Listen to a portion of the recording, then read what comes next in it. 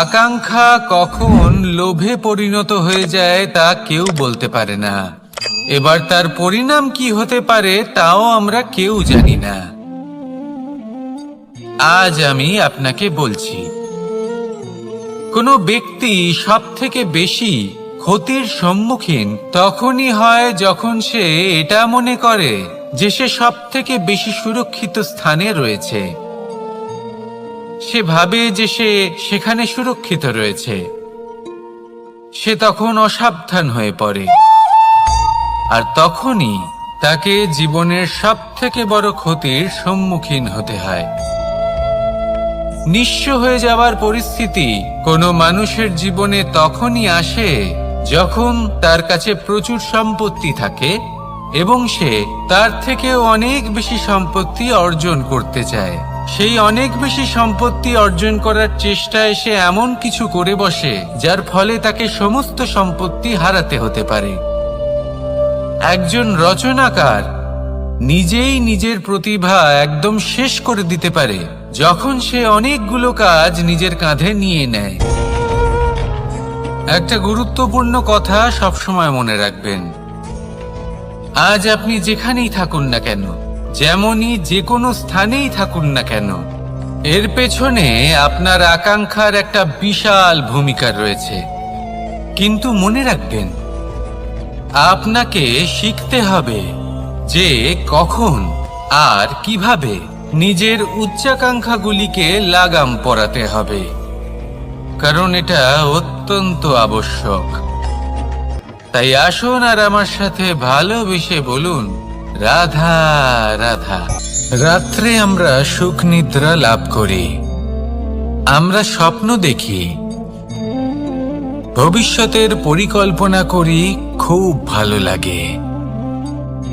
সকালে যখন চোখ খুলি নিদ্রা ভঙ্গ হয়, স্বপ্ন সেইখানেই ভেঙে যায়, আর তারপর আমরা আমাদের রোজকার জীবন যাপন করি। স্বপ্ন হয়তো মানুষ রাতের বেলায় দেখেন, কিন্তু সেটাকে সার্থক দিনের বেলাতেই করতে হয়।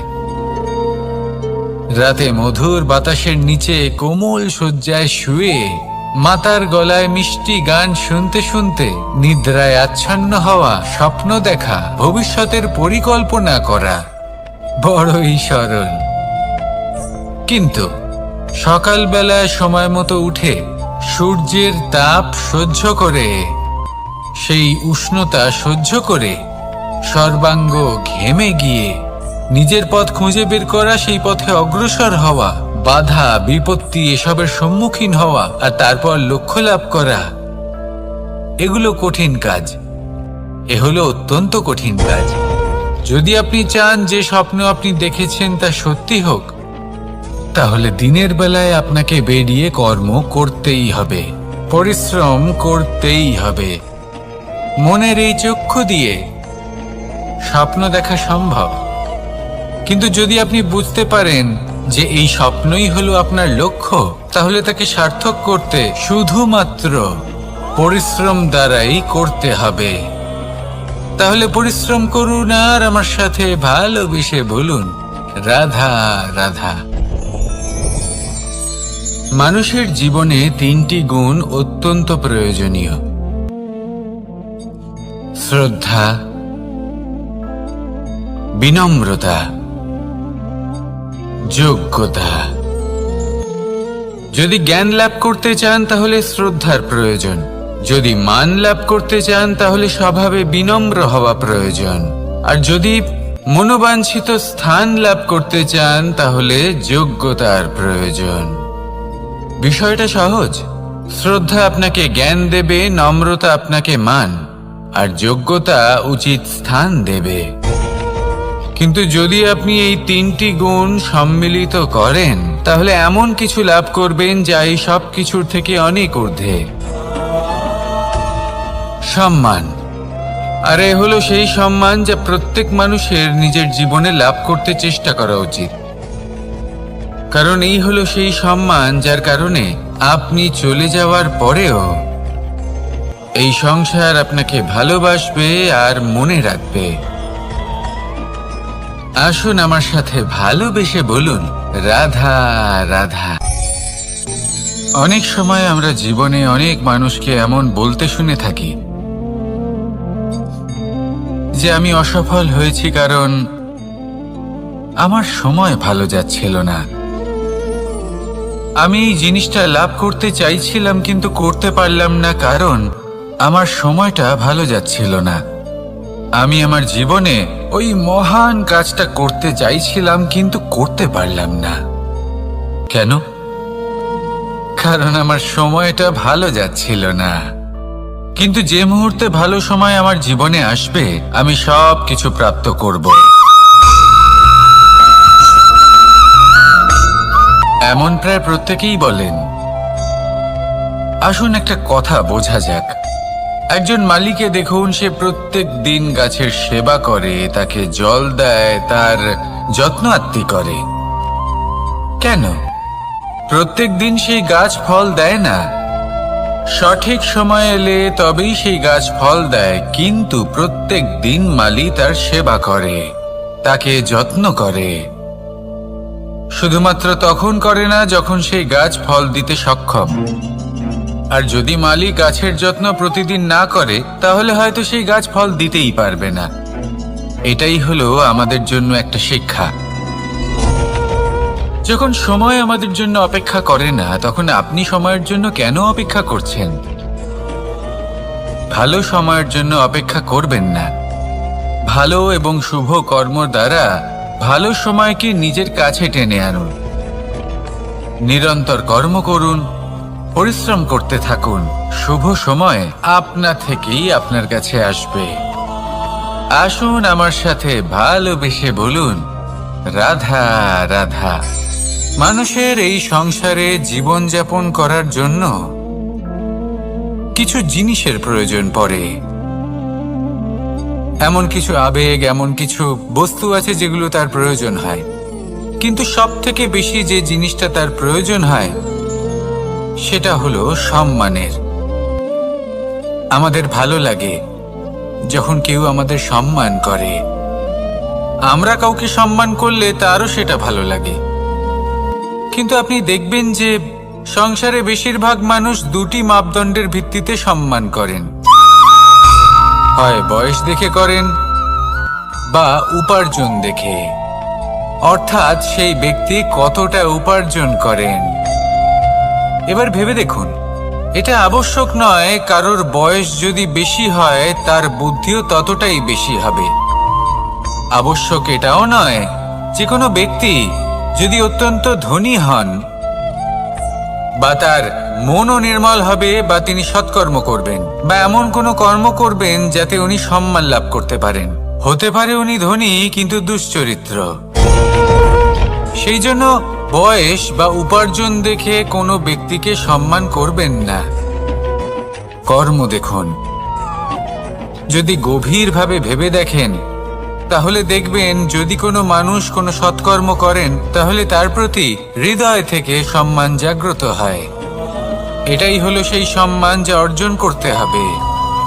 বয়স আজ আছে, কাল আরো বৃদ্ধি পাবে। উপার্জন আজ আছে, কাল সেটা কমে যেতেও পারে। কিন্তু যদি আপনি নিরন্তর শুভকর্ম করতে থাকেন তাহলে আপনি মৃত্যুর পরেও অমর হয়ে থাকবেন। আসুন আমার সাথে ভালোবেসে বলুন, রাধা রাধা। পাপ এবং পুণ্য, এই দুই হলো সংসারের এমন দুই বিন্দু যাকে কেন্দ্র করে এই সংসারের চক্র ঘুরতে থাকে। আমরা যদি কোনো কর্ম বিচার করি হয় পুণ্য নয় পাপের দৃষ্টিভঙ্গি দিয়ে, এটা হয় পুণ্য না হলে পাপ। কিন্তু এই পাপ এবং পুণ্য এই দুই নির্ভর করে প্রত্যেক মানুষের ওপর, তার চিন্তাধারা, তার পরিস্থিতির ওপর। ধরুন এমন একজন মানুষ যিনি অনেক দিন ধরে বনে পথ হারিয়েছেন, অনেক দিন হয়তো উনি কোনো খাবার খাননি। এবার এমন পরিস্থিতি চলে এসছে যে এবার যদি উনি খাবার না খান তাহলে হয়তো জীবিতই থাকবেন না। আর এমন অবস্থায় ওনার সামনে যদি কোনো প্রাণী আসে তাহলে তাকে শিকার করা, এটা কিন্তু তার কাছে পাপ নয়, এটা তো জীবিত থাকার একমাত্র উপায়। এটা তার কাছে পুণ্য সম। আর যদি আমি এমন একজন ব্যক্তির কথা বলি যিনি সরল, যিনি একটি সুখী, শান্ত, সুরক্ষিত জীবনযাপন করছেন, তার কাছে কিন্তু এটা পাপ। এইরকমই এই সংসারে ভিন্ন ভিন্ন পরিভাষা আছে পাপ এবং পুণ্যের। তার মধ্যে যদি আমি আপনাকে একটি সরল পরিভাষা দিই, সেটা হলো, জীবনে যখনই কোনো কর্ম করবেন সেটা নিয়ে একটু ভেবে দেখুন যে এই যে কাজটা আমি করছি, তার ফলে এই যে অন্য মানুষেরা আছেন এই সংসারে, তারা কি দুঃখ পাবেন? যদি তারা দুঃখ পান তাহলে সেটা পাপ। যদি আপনি এমন কোনো কর্ম করেন যার ফলে অন্যরা প্রসন্নতা লাভ করেন, তাদের মুখে হাসি ফুটে ওঠে, যদি তারা প্রেরিত হন, জীবনে সামনে এগোতে পারেন, তাদের বিকাশ হয়, তাহলে এটা হলো পুণ্য। তাই জীবনে সবসময় পুণ্য করতে থাকুন আর আমার সাথে ভালোবেসে বলুন, রাধা রাধা। বনস্পতি ফলনের জন্য আমাদের কিসের প্রয়োজন পড়ে? একটু ধরিত্রীর, একটু পরিশ্রমের, আর একটা বীজের। এবার যদি মানুষের কথা বলি, তাহলে এখানে ধরিত্রী হলো মানুষের এই জীবন, যেখানে মানুষ নিজের ইচ্ছের ফল ফুল ফলন করতে চায়। পরিশ্রম হলো আমাদের কর্ম, আর বীজ হলো আমাদের নির্বাচন। আমাদের বেছে নিতে হবে যে আমরা কি বপন করব, আম নাকি ফণি মনসা। এর মধ্যে আমরা কি পেতে চাই? রসালো ফলের ফলন চাই নাকি কাঁটার ফলন চাই, তা আমাদের উপর নির্ভরশীল। কিন্তু একটা কথা ঠিক, লক্ষ্য যেমনই হোক না কেন, জীবন যেমনই হোক না কেন, যদি আপনি লক্ষ্যের দিকে এগোতে থাকেন, তাহলে কর্মের সাথে খামখেয়ালি আচরণ করতে পারবেন না। যদি আপনি এমন করেন, তাহলে এটা আপনাকে একটা অনুচিত লক্ষ্যে পৌঁছে দেবে, সেটা কিন্তু নিশ্চিত। সবসময় এটা মনে রাখবেন, কর্মের সাথে খামখেয়ালি হবেন, অর্থাৎ কর্মফলও আপনার সাথে খামখেয়ালি হবে। তাহলে নিষ্ঠার সাথে কর্ম করতে থাকুন আর নিজের লক্ষ্যকে প্রাপ্ত করুন। আর আমার সাথে ভালোবেসে বলুন, রাধা রাধা। অগ্নি, চতুর্থ তত্ত্ব, সব থেকে বেশি গুরুত্বপূর্ণ, কিন্তু তার থেকেও বেশি ভয়াবহ। কখনো অগ্নিকে নিয়ন্ত্রিত রূপে উনুনে জ্বলতে দেখেছেন? এই অগ্নি আমাদের খাবার বানাতে সাহায্য করে, যা আমাদের শক্তি প্রদান করে। কিন্তু এই অগ্নি যখন বিচলিত হয়ে, অনিয়ন্ত্রিত হয়ে কোনো বনের আগুন হয়ে ওঠে, তখন মহা বিনাশ ঘটে যায়। আপনারই অন্তরের ঊর্জা হলো এই অগ্নি। এটা আপনার শক্তিও, আপনার ক্রোধ। একে ব্যবহার কিভাবে করবেন তা আপনারই হাতে। যদি কোনো ব্যক্তি নিজের অন্তরের এই ঊর্জাকে ব্যবহার করেন শক্তির রূপে, তাহলে সে বিকাশ ঘটাতে পারে, নির্মাণ ঘটাতে পারে। কিন্তু যদি কোনো ব্যক্তি তার অন্তরের ঊর্জাকে বিধ্বংসী অস্ত্র বানিয়ে ফেলেন, তাহলে নিশ্চিত রূপে মহা বিনাশ ঘটতে পারে, যাতে বিনাশ তারও অবশ্যই হবে। অনেক বছর পূর্বে এমনই এক আগুনের দ্বারা এই সুন্দর পৃথিবীর নির্মাণ হয়েছিল, আর অনেক বছর পূর্বে এমন এক আগুনেই সমস্ত জীব এবং সংসার বিলুপ্ত হয়ে গেছিল। এবার আপনি আপনার অন্তরের ঊর্জা দ্বারা বিনাশ ঘটাতে চান নাকি নির্মাণ ঘটাতে চান, সেই সিদ্ধান্ত আপনারই। আসুন আমার সাথে ভালোবেসে বলুন, রাধা রাধা। কখনো কখনো এমন হয়, আমরা আমাদের বাড়ির উঠোনে বীজ বপন করি, আর তা বিকশিত হয় একটা সুন্দর বৃক্ষে। তার শাখাগুলি প্রতিবেশীর বাড়ি পর্যন্ত পৌঁছয়। ফলের বর্ষণ প্রতিবেশীর বাড়িতেও হয়ে থাকে। আর আমরা ভাবি গাছ আমরা উৎপন্ন করব আর ফল খাবেন আপনারা। এই কেমন কথা হলো? আপনাকে এই কথা বুঝতে হবে যে এসব হলো ভৌতিক বস্তু, সাংসারিক বস্তু। কখনো নিজের বাড়ির বাগানে ভালোবাসার গাছ বপন করে দেখুন, তার শাখাও প্রতিবেশীর বাড়ি পর্যন্ত পৌঁছবে, ফলের বর্ষণ সেখানেও হবে। কিন্তু সেই ফল চাইতে আপনাকে যেতে হবে না, সেই ফল দ্বিগুণ মাত্রায় আবার আপনার কাছেই ফিরে আসবে। তাই নিজের বাড়িতে আর নিজের মনে ভালোবাসার গাছ উৎপন্ন করুন। এই জীবন প্রসন্ন হয়ে বলবে, রাধা রাধা। অ দিয়ে অন্ত, আ দিয়ে আরম্ভ, এই দুইয়েরই রাশি সমান। যদি আপনি মন দিয়ে দেখেন তবে দেখবেন এদের সম্পর্ক খুবই নিবিড়। কিভাবে? যখন কোনো কিছু শুরু হয় এটা নিশ্চিত হয়ে যায় যে তা সমাপ্তও হবে। আরম্ভই যদি না হয় তার সমাপ্তও হবে না। যা আরম্ভ হয়েছে তার সমাপ্তি হলো অবশ্যম্ভাবী। এটাই হলো প্রকৃতির নিয়ম, একে এড়ানো যায় না। এবার এই কথা আমরা সকলে জানি। এবার মানুষ কি ভাবে যে সমাপ্তির পরে কি হতে পারে, এর উত্তর তাদের কাছে নেই। তাদের উচিত অন্য কোনো বিষয় ভাবা যা বেশি গুরুত্বপূর্ণ। এবার মানুষ এটা জানে না যে মৃত্যুর পরে কি হতে পারে, কিন্তু এই কথা অবশ্যই জানে যে জন্ম থেকে মৃত্যু পর্যন্ত এই সময়, যাকে আমরা জীবন বলে থাকি, এই সময় আমরা কর্ম করতে পারি। এই কথা তো আমরা জানি। তাহলে এমন কি কর্ম করা যেতে পারে যা আমাদের সমাপ্তির পরও আমাদের প্রাসঙ্গিক করে রাখতে পারে, এই বিষয়ে ভাবা উচিত। যে জন্মগ্রহণ করেছে তার মৃত্যু হবেই, এটা সাধারণ বিষয়। কিন্তু ইতিহাস আজও সেই সকল মানুষজনকে স্মরণ করেন যাদের এই সংসার তাদের মৃত্যু নয়, বরং তাদের জীবনকালে যে কর্ম তারা করেছেন তার দ্বারা মনে রাখেন।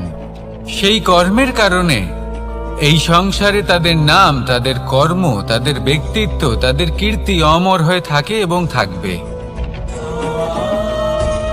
আপনার কাছে এতটা সময় নেই যতটা আপনার মনে হচ্ছে আপনার কাছে আছে।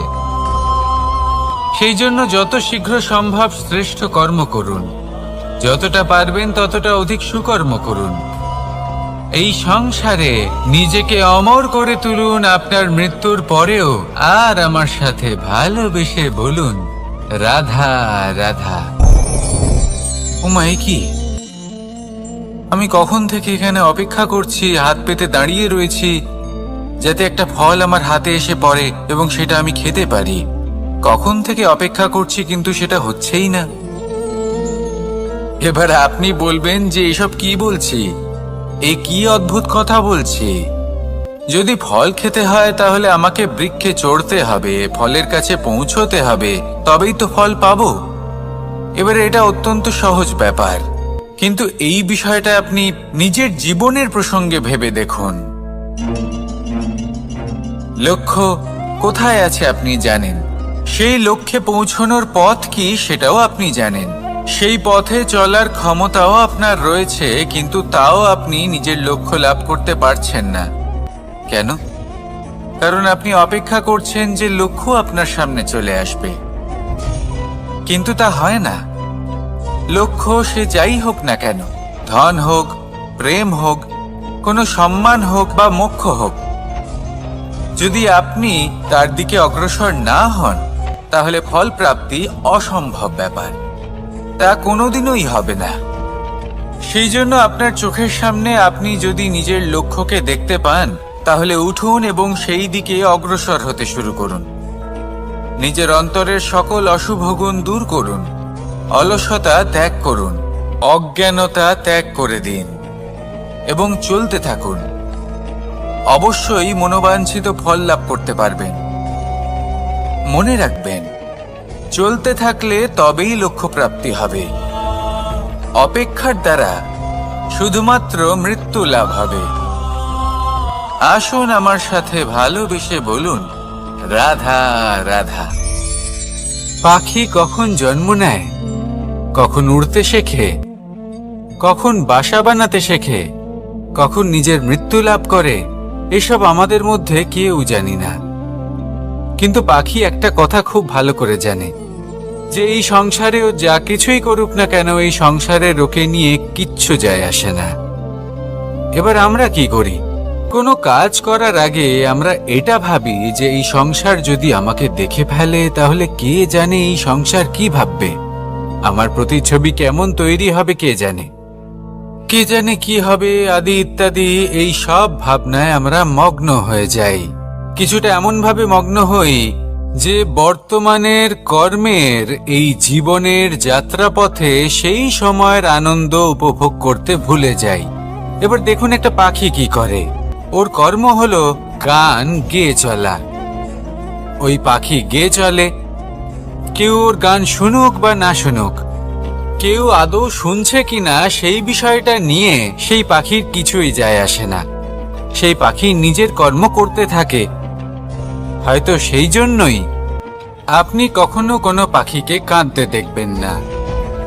এরকমই আপনাকে নিজেকে গড়ে তুলতে হবে।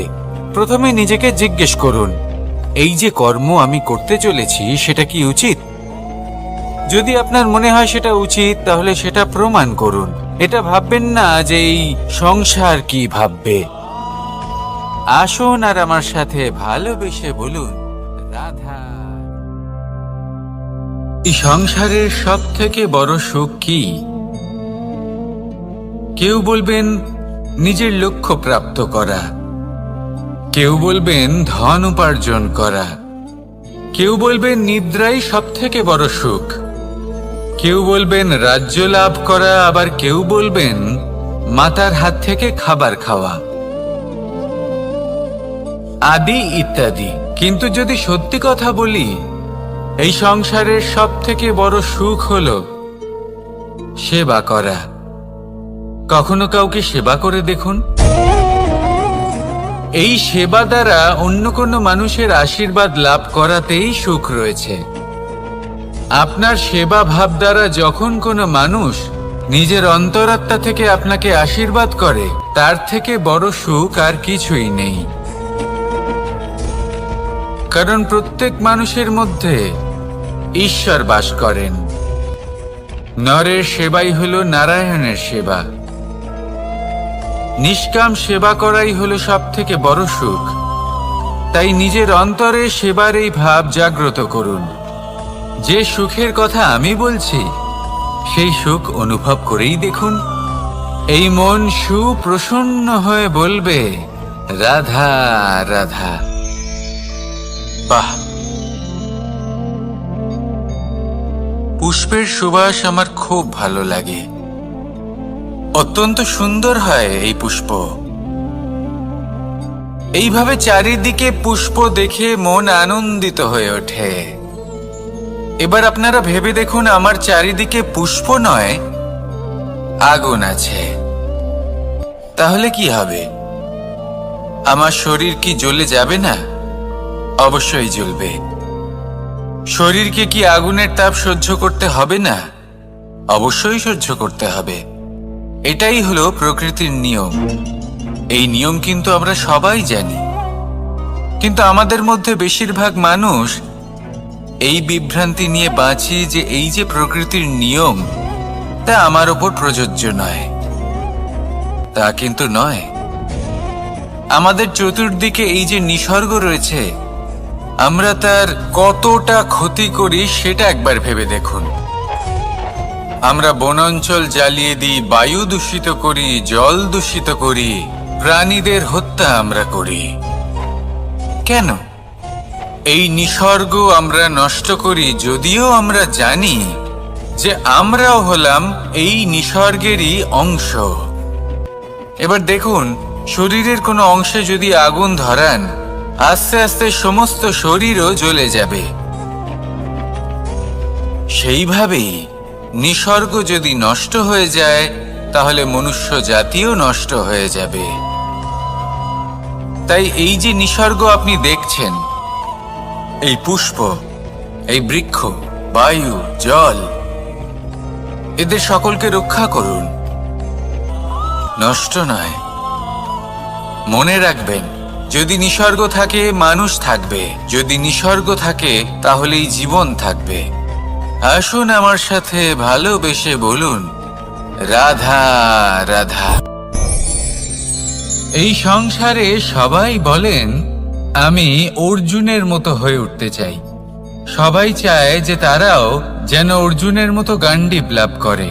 তারাও চায় যে তাদেরকেও মহাদেব এসে পশুপতি অস্ত্র দান করবেন। তারাও এটাই চায় মহাভারতের মতো মহাসংগ্রামে বিজয়ী হতে।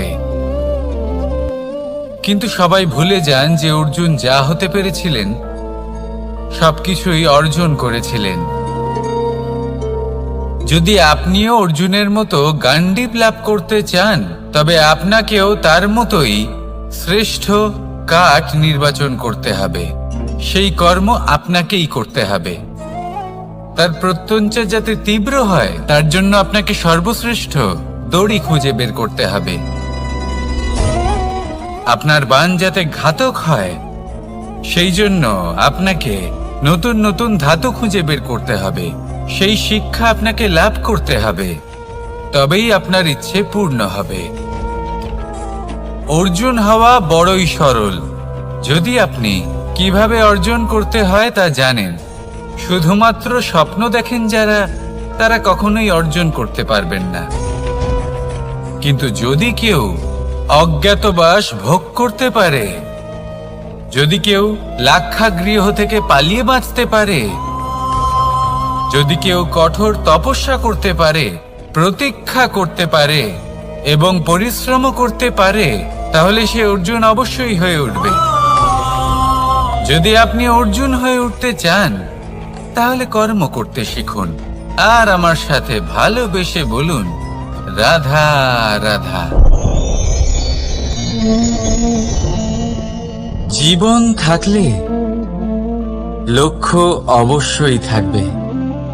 যদি লক্ষ্য থাকে, তার পথ অবশ্যই থাকবে। যদি পথ থাকে, তাহলে বাধা অবশ্যই থাকবে।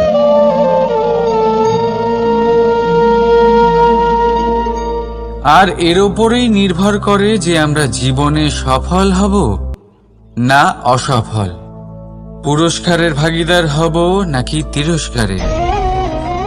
মনে করুন আপনাকে একটা কাজ করতে হবে, আপনাকে পর্বত আরোহণ করতে হবে, আর সেই পথের ঢাল আপনাকে একাধিকবার ফেলে দেবে। পাথর আপনাকে একাধিকবার আহত করবে। এই অবস্থায় কি করবে?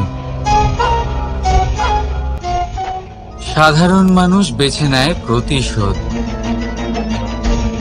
সেই পর্বতকে নষ্ট করে দেওয়ার চিন্তা ভাবনা করে, তার ভিতকে নড়িয়ে দেওয়ার কথা ভাবে সেই মানুষ। কিন্তু পর্বতকে তো কেউ নষ্ট করতে পারে না। তাই অসফল হওয়ার সাথে সাথে কুখ্যাতিরও ভাগীদার হয়ে যায় সে। দ্বিতীয় পথ হল পরিবর্তন। যদি আপনি সেই পর্বত ভাঙার পরিবর্তে তাতে সোপান তৈরি করেন, তাহলে আপনিও সেই পর্বতে উঠতে পারবেন, অন্য কেউও তাতে উঠতে পারবে, আগামী প্রজন্মও তাতে উঠতে পারবে। আর সেই আগামী প্রজন্ম সর্বদা আপনার সুনাম করবে। তাই জীবনে প্রতিশোধ নয়, পরিবর্তন বাছুন। বদলা নয়, বদল বেছে নিন। আপনার বাধা আপনার বন্ধু হয়ে যাবে। রাধা রাধা। সমস্ত মানুষের জীবন কিছুটা সমান হয়। মানুষ জন্মগ্রহণ করে, তারপর চলতে শেখে, জীবনে এগিয়ে চলে, বার্ধক্য লাভ করে, তারপর সমাপ্ত হয়ে যায়। কিন্তু সেই ব্যক্তিরা কারা যারা প্রকৃত অর্থে মনুষ্য জীবন যাপন করেন? এনারা হলেন সেই ব্যক্তি যারা পড়ে গেলেও আবার উঠে দাঁড়ানোর চেষ্টা করেন। নিজের ভেঙে পড়া অস্তিত্বকে আগলে নিয়ে আবার একটা আকার দেবার চেষ্টা করেন। ভগ্ন আশাকে আবার একটা নতুন দিশা দেন। অসফল হওয়ার পরেও থামেন না, আবার এগোতে থাকেন। অসফল হওয়ার পরে যদি আপনি থেমে যান তাহলে সাফল্য আপনার সামনে অপেক্ষা করে, কিন্তু আপনি তা দেখতে পান না। তাই জীবনের সংঘর্ষে অংশগ্রহণ করতে শিখুন। জীবনের সংঘর্ষ থেকে পালাবেন না। আসুন আমার সাথে ভালোবেসে বলুন, রাধা রাধা। একবার একটা শেয়াল বনে বিচরণ করছিল। ও একটা ছোট্ট শাবক দেখতে পেল। ও ভাবলো, আজ একেই আমি খাবার হিসেবে গ্রহণ করব। আশেপাশে দেখলো কেউ দেখছে না তো, কেউ ছিল না। আর সেই শাবকের ওপর আক্রমণ করলো, যা হলো একটা ঘোর অপরাধ। বনের নিয়ম অনুসারে আপনি কখনোই শাবকের ওপর আক্রমণ করতে পারেন না।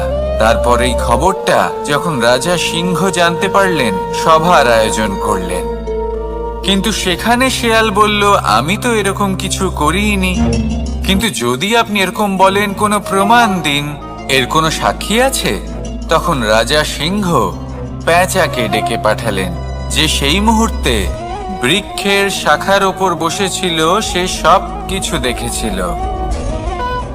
পেঁচা সব সত্যি কথা বলল, আর শেয়ালকে মৃত্যুদণ্ড দেয়া হলো।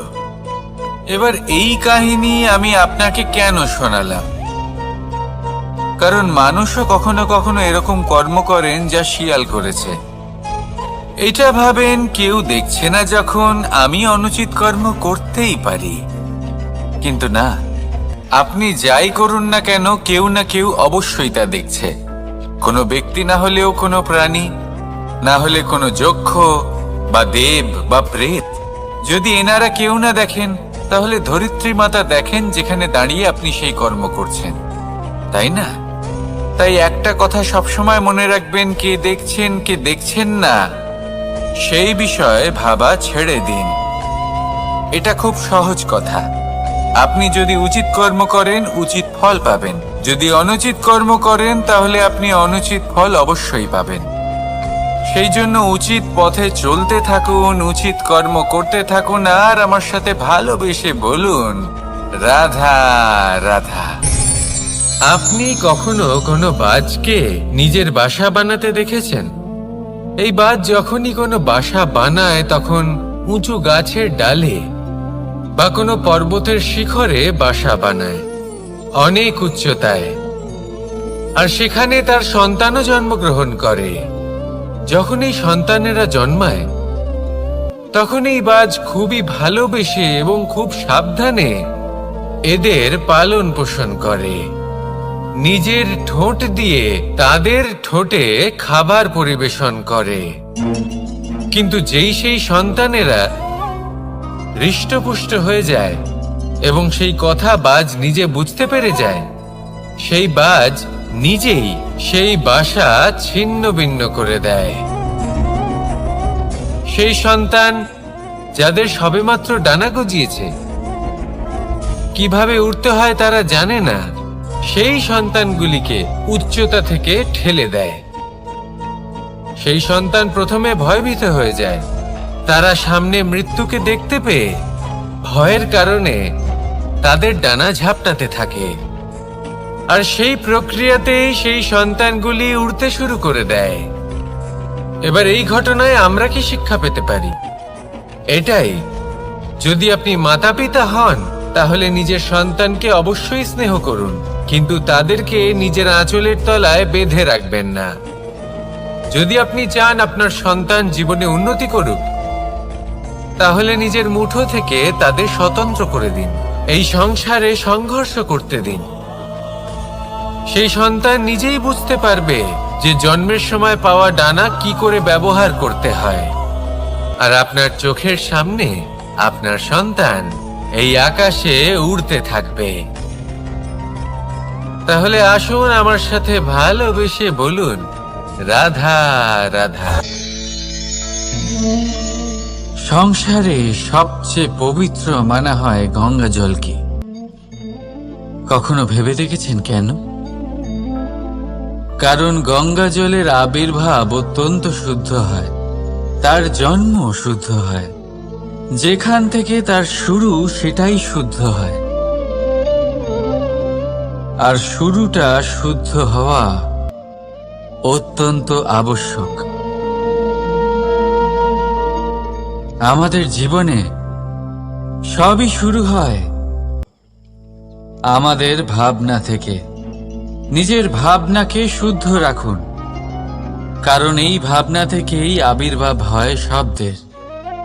আপনার শব্দ শুদ্ধ রাখুন, কারণ এই শব্দ দ্বারাই আপনার কাজ সম্পন্ন হয়।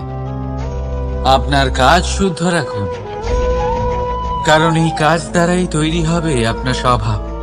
স্বভাব থেকেই তৈরি হয় আপনার অভ্যাস, আর অভ্যাস থেকে তৈরি হয় আপনার চরিত্র। আর এই চরিত্র সংসারের সমক্ষে এক আদর্শ হয়ে ওঠে। তাই ভাবনা থেকে আদর্শের এই যাত্রা শুভ তখনই হয়ে ওঠে যখন আপনার ভাবনা শুদ্ধ হয়। এই সংসারে, এই জীবনে নিজের ভাবনা শুভ রাখলে, শুদ্ধ করলে আপনার মন সুপ্রসন্ন হয়ে বলবে, রাধা রাধা। মানুষ জন্মগ্রহণ করে, তার সাথে ভয়েরও জন্ম হয়। ছোটবেলা থেকেই আমাদের মনে কোনো না কোনো প্রকারের ভয় থেকেই যায়। কেউ এই বিষয়ে ভয় পায় যে তার কোনো বস্তু তার থেকে দূরে চলে যাবে। কেউ এই বিষয়ে ভয় পায় যে আমি নিজেকে হারিয়ে ফেলব। কেউ এই ভেবে ভয় পায় যে আমার প্রিয়জনেরা তারা যেন আমার থেকে দূরে না চলে যায়।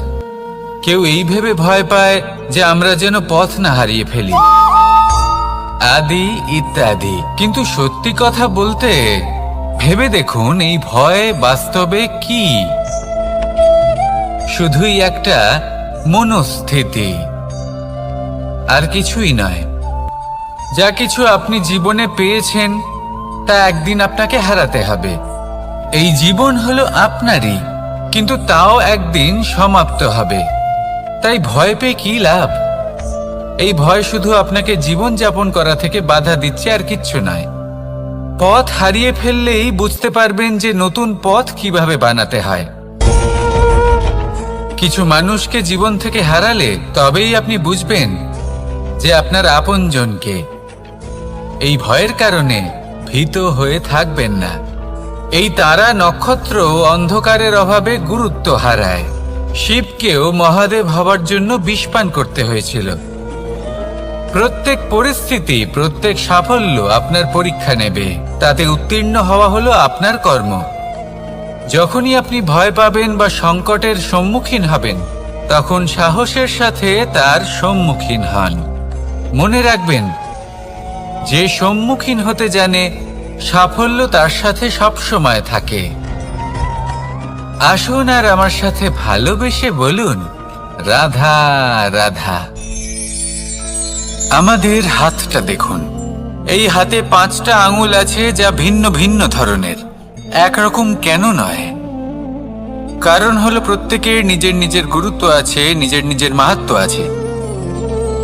এরা ভিন্ন, তাই একত্রিত হয়ে মুষ্টিবদ্ধ করা সম্ভব, যার দ্বারা আমরা আত্মরক্ষাও করতে পারি, আবার আক্রমণও করতে পারি। যদি 5টি আঙুল সমান হতো, তাহলে মুষ্টিবদ্ধ হতে পারত না, নিজেদের মধ্যে বিভ্রান্তির সৃষ্টি করত। এবার এরকমই কিছু আমাদের সংসারেও হয়। আমাদের দেশ, যেখানে একটি ভূমির ওপর ভিন্ন ভিন্ন ধর্মের মানুষ বাস করেন, ভিন্ন ভিন্ন জাতি, ভিন্ন ধর্ম, ভিন্ন ভাষা। কিন্তু যদি আমরা এটা ভাবি যে কিভাবে এই দেশকে কল্যাণের পথে নিয়ে যাওয়া যায়, কিভাবে এর বিকাশ করা সম্ভব, তাহলে আমাদের একত্রিত হওয়া শিখতে হবে। যেইভাবে 5টা আঙুল একত্রিত হয়, মুষ্টিবদ্ধ হয়, সেইভাবেই আপনার যে ভাষাই হোক, যে ধর্মই হোক, যে জাতি হোক না কেন, ঠিক আছে, আবশ্যক হলো আপনার নিজের কর্মভূমির সাথে, আপনার ধরিত্রীর সাথে যুক্ত থাকা।